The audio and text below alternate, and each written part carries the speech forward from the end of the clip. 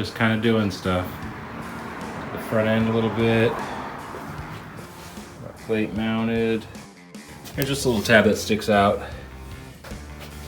Yeah, so plate area is starting to look good. It all looks exactly like it would have.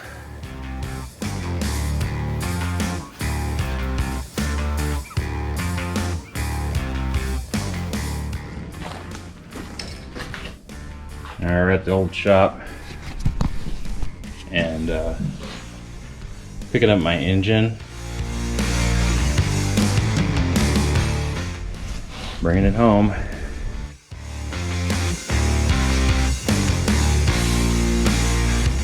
So today we picked up my small block. This is a 283. TweetPie actually had a 265, but the cost of doing a 265 was way more expensive, and I traded this one for some work. I'm a little bummed it's not a staggered hold, but I'm gonna have to figure out a different route for that. So I decided to take the heads off of this thing to see what it's like, and just as I thought. He said it was going to be a full rebuild. More than anything, I just needed a core to get rebuilt. This has pretty much everything, but yeah, it's tired, it's dirty, it's gross.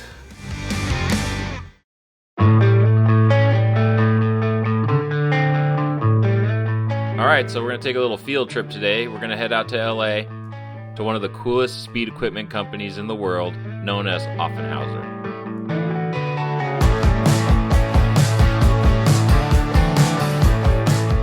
So here we are at Offenhauser, and we're gonna go meet up with Sky, and he's gonna hook me up with my intake. What's up, brother? How you doing? Just feeding the fish. Yeah, cool, man. So hey, what's up? Here to pick up my intake. Woo! This is Sky. How you doing? Sky's part of Offenhauser and does a lot of the, what do you do, marketing and stuff. So yeah, so we're gonna grab my intake. Is this it over here? Yeah, right here. Hell yeah. That's awesome. Okay, well that's awesome, man. Thanks for hooking me up with this. I'm stoked that the car actually had Offenhauser gear on it because I love Offenhauser. We're happy to be a part of the project. Thanks, buddy. Yeah. Can we check out the facility? Yeah, let me show you around. This is shipping and packaging. There's some assembly that goes on here with the linkage parts. But for the most part, it's just basically packaging and shipping here. So this is where a lot of the linkage parts get assembled. All the little parts, etc. are on these shelves here. Here's all the different masters for each linkage kit, so we know what parts to use per part number. We've been in these three buildings since 1952. Wow, that's crazy. Lucas here too. Oh, hi. Yeah, so we were in Culver City from 46 to 52, and then in 52, they moved up here onto this block, and there's three buildings here that we've been in business since 1952 here on the street. It's the longest running business on this block. Oh yeah, that's awesome. That's pretty cool. Yeah, we love Offenhauser. So what's this we're walking into? So these two buildings are machine shops. This is one of the machine shops here where we do a lot of the machining and milling, drilling of all the parts. Wow, this is crazy. Mill, drills. Wow. So everything comes from the foundry here and starts getting machined? Yeah, everything comes from the foundry, comes off the truck, and then they start dispersing it throughout the factory depending on what has to be done. So sometimes there's a little bit of cleanup, sometimes drilling, milling, etc. So just depending on what has to be done to the part. So Abel's here machining some heads. He's doming heads. Those are the heads there he's doming. And this is an old Van Norman machine that was actually used by Vic Edelbrock and Fred Offenhauser. So this is one of our really old machines that was out of commission for a while. We fixed it, brought it back into use, and this is actually now our main doming machine.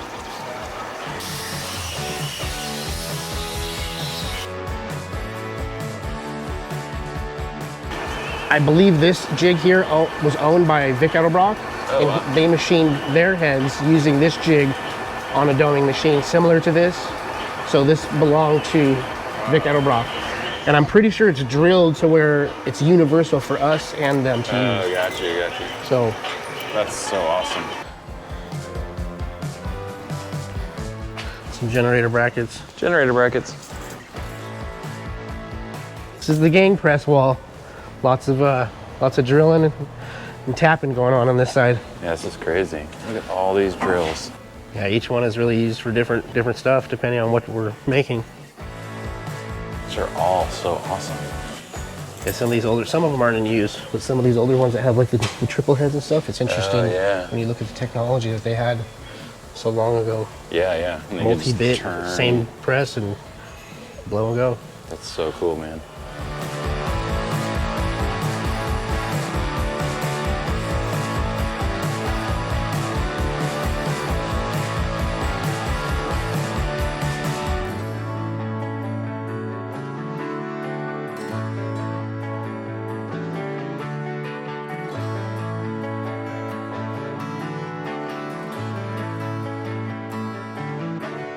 That? This is a Ford 240-300 valve cover we've never cast. This is a new product that's coming out. Wow. Our #1 selling intake is our 240-300 intake, and we've never made the valve cover for it. Oh, that's awesome. So people have been asking for years and years and years. Yeah, no kidding.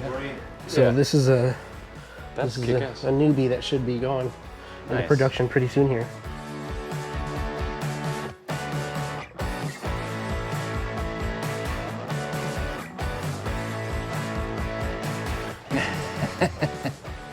Well, thanks for the hookup, Sky. I appreciate your help, man. Offenhauser kicks ass, and we're gonna take this home and assemble the intake. And I appreciate you guys and Offenhauser and everything you've been doing for the company and keeping the old stuff alive, brother. No problem. That's what I'm here for. Proud to be doing it. Thanks, buddy. Yeah. Cool. Anytime. Let's get this home. Awesome. So it's pretty amazing that I'm able to pick up an intake from the location that actually made the original intake for the car. So we're gonna head home and unbox it and check this thing out.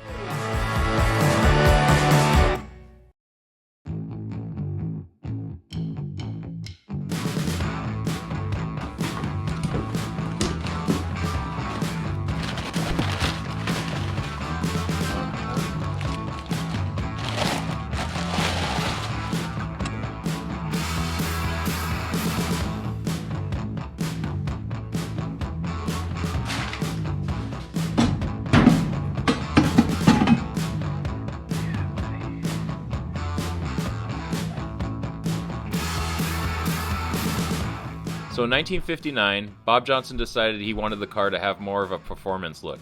So he ordered up an Offenhauser pace setter intake that was made at the same shop that we were just at, as well as 697s with straight linkage, and he actually only ran the 2 center carbs, probably because it was too much fuel for that 265 motor. So one of my favorite parts about building a hot rod is definitely the engine. It's basically like the icing on the cake.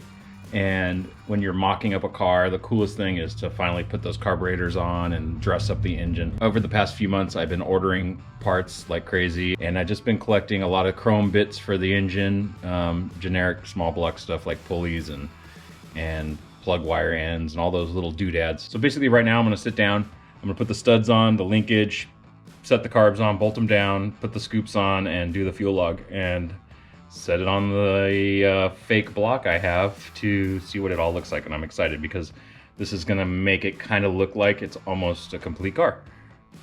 My beloved buddy Clive from Stromberg sent me 6 carburetors, linkage, all the fittings, all the proper studs.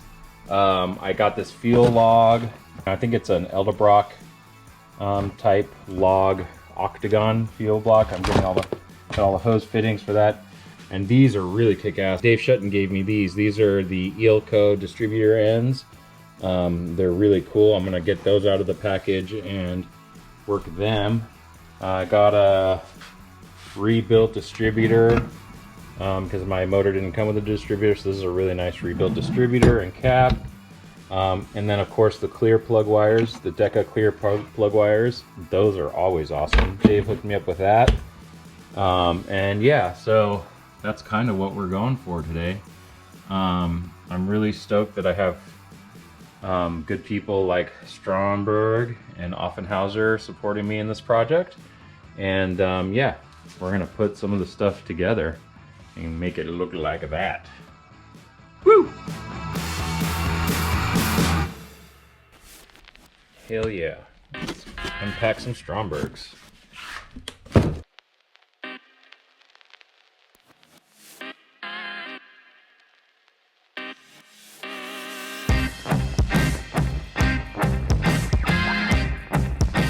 Okay, we're gonna need these guys for sure.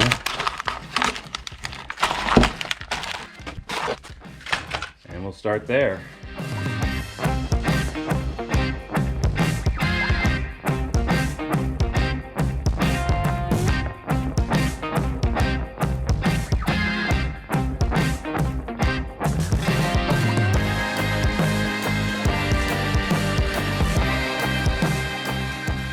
All right, so we got the carbs on the intake.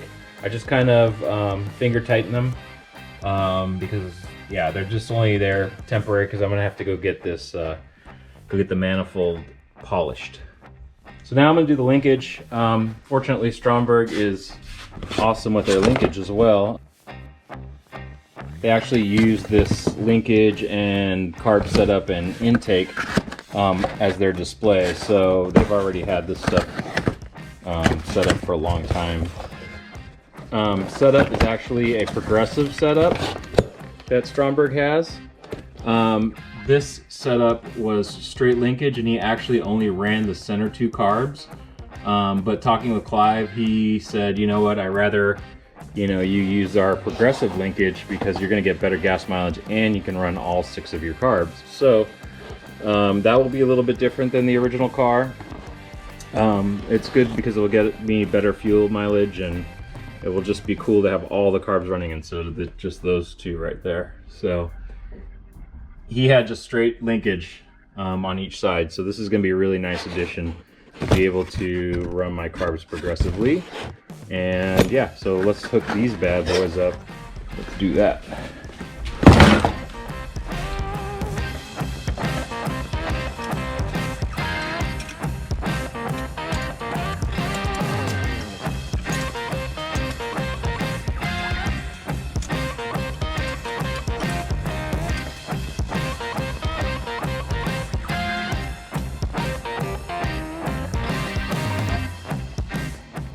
Alright, so I've been messing with this linkage, just trying to get it kind of mocked up, but I got this half, and I'm going to mess with the other half later, but works really good.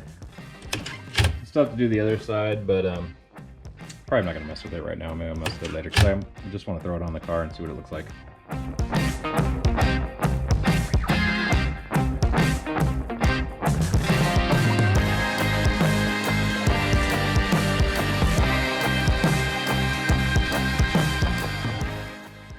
We got the fuel line kind of hooked up. I need some more. I need a few more of these fittings. I have them on order. I'm just waiting for them. So these will go like through here, like this, and kind of hold this up. I was kind of concerned that this linkage might hit, and it still might. So I might have to do some tweaking, but looks like it's just missing it. So I'm pretty stoked about that. So yeah, we'll see. But let's put it on. I'm gonna throw my scoops on really quick.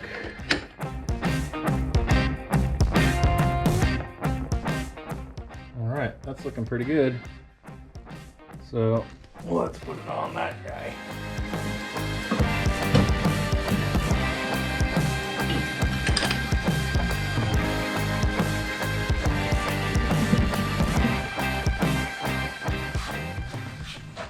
Well, that looks pretty awesome.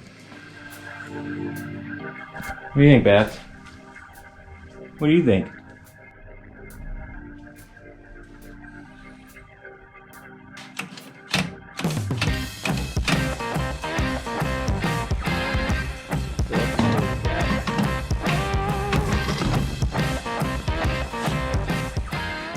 The distributor kind of in. Starting to look like something. I finally got the package I was waiting for, which is this, which is actually a bag of bolts, which I needed for all this like chrome doodads and stuff I got for the engine. So right now what I'm going to do is I'm going to tear into these boxes. Got all sorts of goodies in here.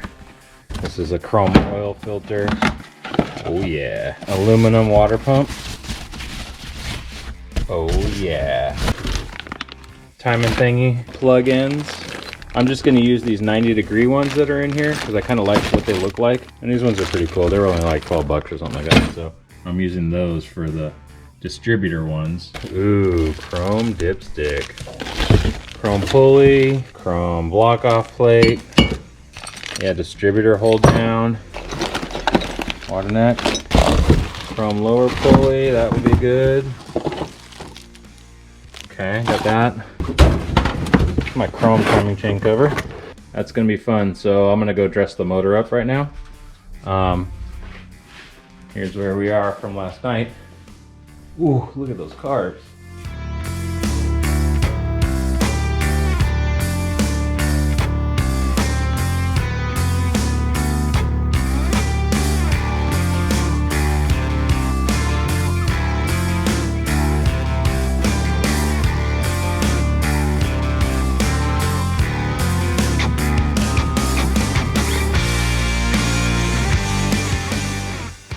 All right, so I'm gonna do the, I'm gonna make the plug wires, because why not? Got a clear plug wire. It's kind of got like this film on it, so I have to clean as much feed as I'm gonna use.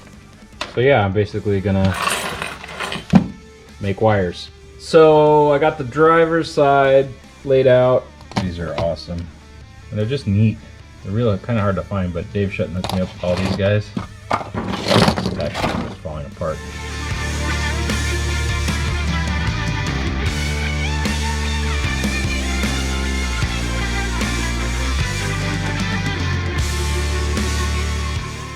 Alright, so I finished up the intake.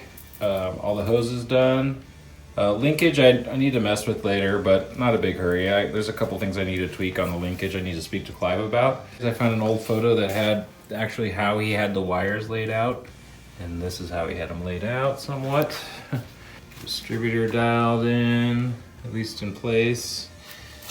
Spark plugs, then I cleaned up a little bit, mocked up the steering wheel, just kind of set it through there. Yeah, so next thing I'm gonna do is do a little photo shoot with this thing.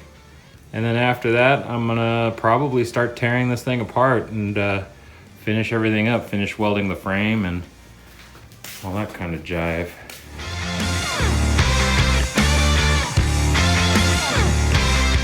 We're moving right along and we're going to start tearing into this thing pretty soon, so keep watching.